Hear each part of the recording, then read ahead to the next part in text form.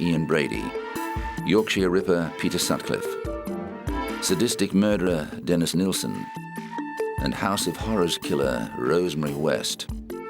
For a time, Hindley and West were in the same wing of Durham Prison, which became dubbed the Club of the Damned.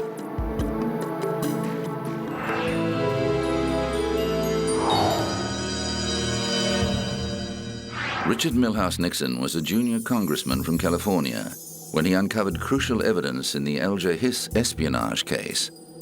The microfilm documents found buried in a pumpkin patch helped convict Hiss of perjury. But never could Nixon have imagined that he would become a central figure in the biggest political scandal in American history. Nixon was elected to the presidency in 1968 on a platform of opposing the rise of anti-war and hippie counterculture and pushing for an end to America's military engagement in Southeast Asia.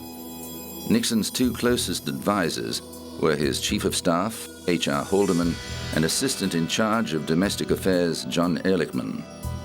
White House counsel John Dean dubbed them the Berlin Wall for their Teutonic names and habits of secrecy. On June 17, 1972, 5 men were discovered breaking into the Democratic National Committee headquarters inside the Watergate complex. A few months later, along with the masterminds of the break-in, E. Howard Hunt Jr. and G. Gordon Liddy, the 5 were indicted for conspiracy, burglary, and violation of federal wiretapping laws. But when one of the men, James W. McCord, wrote to the judge claiming a cover-up of the robbery, the floodgates were opened, and the affair snowballed into a massive political scandal that reached all the way to the White House.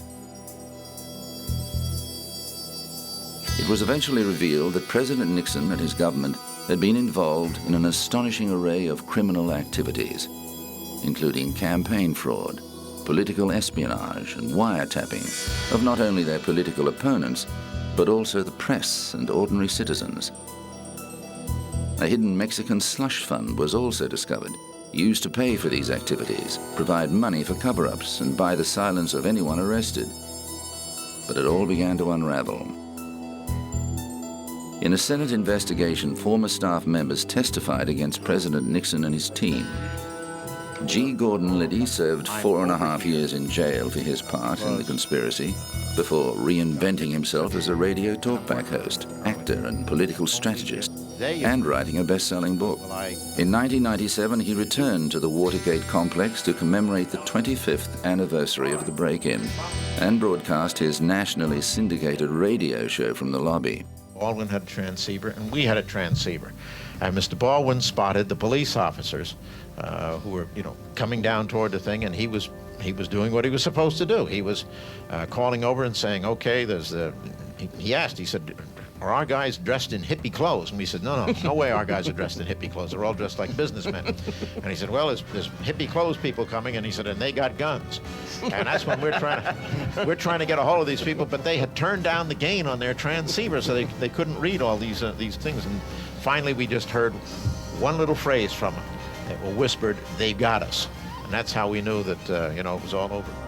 As it turned out, it was all over for Nixon's presidency too, although it took another 2 years for the Watergate evidence to mount up. It was revealed largely thanks to Washington Post reporters Bob Woodward and Carl Bernstein and their infamous anonymous source, W. Mark Felt, codenamed Deep Throat. Nixon continued to deny knowing anything about the Watergate crimes. I had no prior knowledge of the Watergate break-in. I neither took part in nor knew about any of the subsequent cover-up activities. But others testified otherwise, and White House counsel John Dean became the star witness of the Senate Watergate Committee, implicating both former Attorney General John Mitchell and President Nixon in the cover-up. As Dean had no evidence other than his notes, his testimony was not given much weight until it came to light that Nixon had recorded many of the conversations he'd had during his presidency. The tapes were subpoenaed by the inquiry and contained shattering revelations, including evidence of illicit campaign contributions, secret bombings of Cambodia, and widespread illegal wiretappings and harassment of Nixon's opponents. The fallout led to threats of impeachment. But Nixon forestalled this action by stepping down as president. I shall resign the presidency effective at noon tomorrow. 7 former presidential aides were indicted for their role in the scandal, and 4 of them, including Haldeman and Ehrlichman, were convicted and served jail time. Altogether, 19 conspirators went to prison for Watergate. However, Nixon was not among them. On September the 8th, 1974, President Gerald Ford, who took over from Nixon, controversially granted the former president a full and unconditional pardon for any crimes he may have committed during his presidency.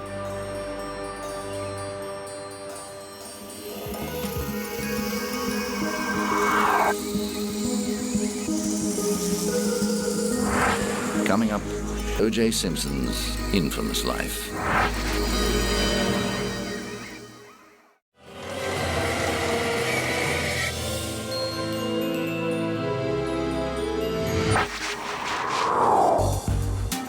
(875) South Bundy Drive, Brentwood, Los Angeles. On the 12th of June 1994, Nicole Brown Simpson, age 35, and her friend 25-year-old Ronald Goldman were brutally murdered in the driveway of this home. The prime suspect was Nicole's ex-husband, Orenthal James Simpson, known to the world as O.J., who was filmed being chased by police on Interstate 405. The football legend, sports commentator, and sometimes movie star was eventually arrested and charged with the crimes. 4 days after the case, Simpson appeared in court for his arraignment and pleaded not guilty to the 2 murders. The following trial lasted 9 months and attracted so much global publicity, it was dubbed the trial of the century. The court case made many of the people involved in it familiar figures. Judge Lance Ito found himself the subject of television comedy parodies. Prosecutor Marcia Clark and leading members of the defense team, like Johnny Cochran, also found themselves in the spotlight. Although there was a great deal of DNA evidence against Simpson, in the end it seemed as if the prosecution's case rested on its ill-advised decision to have Simpson try on one of the blood-soaked gloves implicated in the murders. Perhaps it had shrunk due to the blood, or following a freezing and thawing process. Perhaps it's true that Simpson had stopped taking arthritis medication, resulting in swelling of his joints, or maybe he simply wasn't guilty. Whatever the reason, the glove clearly did not fit, and the jury took only 3 hours of deliberation before acquitting him on both charges. However, in February 1997, the case took an even more bizarre turn, when a civil jury in Santa Monica found Simpson guilty of the wrongful death of Goldman, as well as battery against both Goldman and Nicole Simpson. But Simpson refused to pay the $33 million in civil damages awarded to the Goldman family. Controversy flared again when Simpson attempted to publish a book called If I Did It in 2006. The Goldman family took him to court and won the right to collect 90% of the book's profits to satisfy the unpaid civil judgment. In 2007, O.J. Simpson was back in court for allegedly stealing sports memorabilia from a Las Vegas hotel room. He and his 2 co-defendants, Clarence C.J. Stewart and Charles Ehrlich, were bound over for trial on a total of 12 charges. Prosecutors say the men stormed into the hotel room of sports collectors Alfred Beardsley and Bruce Fromong at the Palace Station Hotel and took thousands of dollars worth of Simpson's own memorabilia at gunpoint. Officials charged him with kidnapping with a deadly weapon, robbery with a deadly weapon, and assault and conspiracy to commit kidnapping, robbery and burglary, among other crimes. In January 2008, Simpson was again in front of a judge, facing allegations that he had violated his bail conditions. And when I tell you, Mr. Simpson, there are conditions and there are rules, let me make sure that you understand that if you violate those rules... The 60-year-old has said he was not stealing the memorabilia, but taking back what belonged to him. He remains free on bail of $250,000, but if convicted of the charges, he's facing the inside of a jail cell for the rest of his life.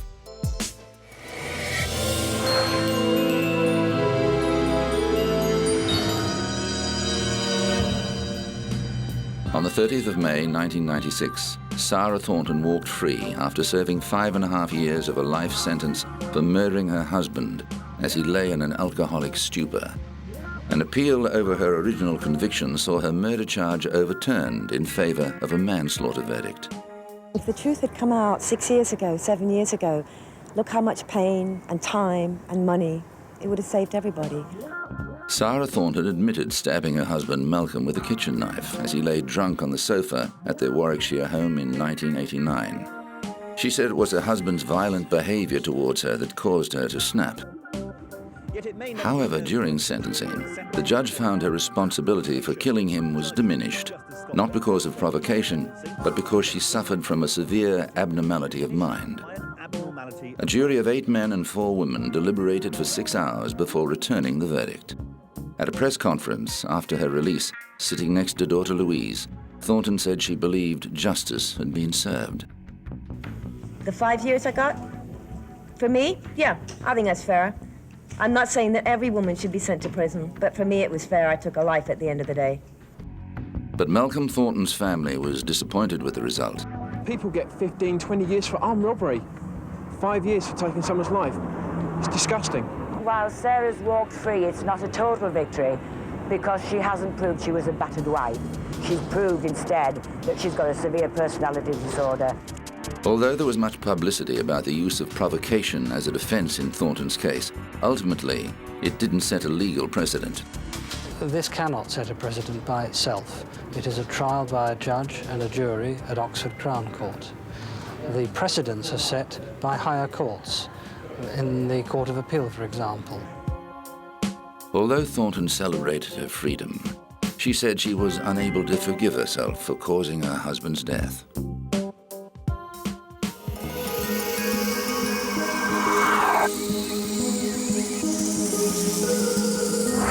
Coming up, Jack the Ripper.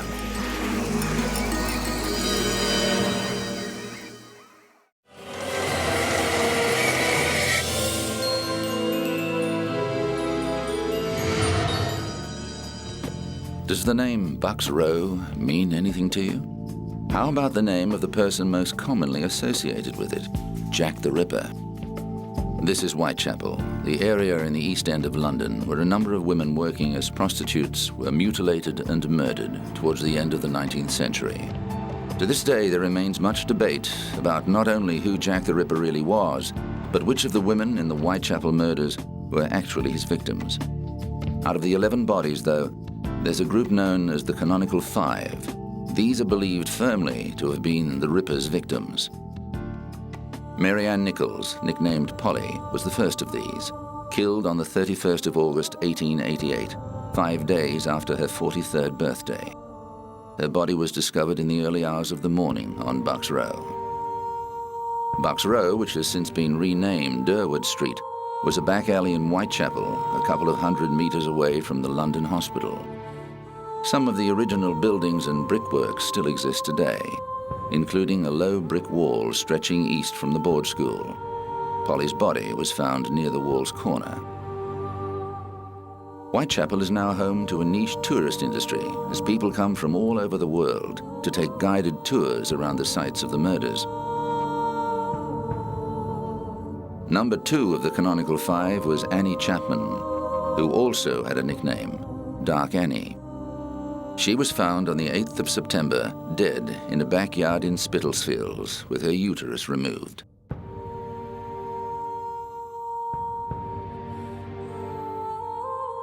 Throughout the police investigation, a huge number of letters were sent to the police. Most of them were declared hoaxes, but there were a handful that the police took more seriously. The first of these was the Dear Boss letter received on the 28th of September. It was the first time the serial killer signed himself Jack the Ripper, and also referred to clipping a lady's ears off, which rang alarm bells the very next day.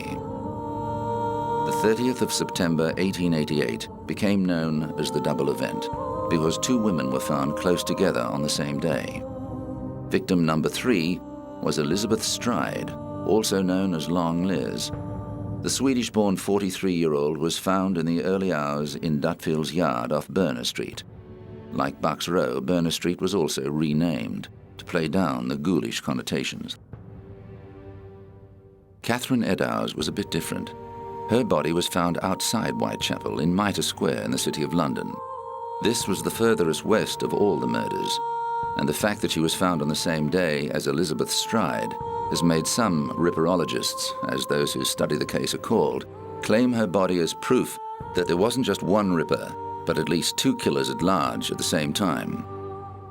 The Royal London Hospital on Whitechapel Road still has some crime scene drawings and plans of the Mitre Street murder.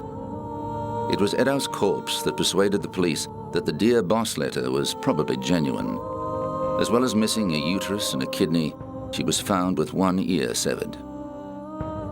The next missive attributed to the killer was the Saucy Jack postcard, which was delivered on the 1st of October and referred to both ear removal and the so-called double event. Journalists already knew those details, however, so the card could still have been a hoax. With such widespread publicity and reporting of the murders, citizens were understandably nervous, and one of them, George Lusk, led the Whitechapel Vigilance Committee to patrol the streets. It was to Lusk that the next letter was addressed. It is widely thought to be the most authentic epistle, largely because it arrived accompanied by a box containing half a human kidney. The writer made a gruesome claim about the other half. "I fried and ate it," the letter said. "It was very nice." The last of the canonical five was Mary Jane Kelly, nicknamed Ginger. She was the only one of the five found indoors, discovered on the bed of her single-room home at Miller's Court in Spitalfields on November the 9th. Even with contemporary technology, we are still no closer to solving the mystery, and the list of possible suspects seems only to grow as the years go by. The briefest survey will throw up at least 25 names of long-dead possibilities. The mystique behind the murderous mystery has grown over the years, and many people have devoted their lives to researching the case. And at London's police headquarters at Scotland Yard, a museum of crimes from the past contains a number of exhibits on the city's most famous unsolved crime. In 2006, the museum was presented with a book containing a handwritten note made by the investigating officer, naming the man he suspected of being the notorious killer. Over the years, suspects have included Montague John Druitt, a 31-year-old barrister and schoolteacher, and Dr. Francis J. Tumblety, an American quack doctor who was arrested in 1888 for gross indecency. But Chief Inspector Donald Sutherland Swanson believed a Polish man, Aaron Kosminski, was responsible for the murders. The book was handed to the museum by Swanson's great-grandson, Neville. It's by Sir Robert Anderson, who was my great-grandfather's boss at Scotland Yard. And this is one of his many memoirs called The Lighter Side of My Official Life. And he presented a copy to my great-grandfather as they'd worked closely together for many years. And my great-grandfather sat down and read it and made certain pencil annotations in parts where he thought he could add to the picture. And there's certain notations there which name who he thinks the killer was? Yes, at the very end of his penciled notes, he says Kosminski was the suspect. And how convinced are you that he knew that was the person? I'm convinced because he was in day-to-day, hour-to-hour control of the case. He saw every piece of paper, spoke to every witness, and he was completely convinced that this was the man. The name of Kosminski has been known for nearly 30 years.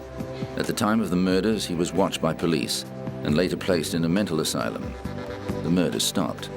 The book is a welcome addition to the museum. Everything, the genuine items, all down at the National Archives. So we would have no more than anybody else. And so to have this one item in its uniqueness, we're very, very pleased to get it. But even a policeman's suspicions won't be enough to end the debate about who Jack the Ripper really was. There will always be speculation. There will always be people that have their own theory. You'll never stop that.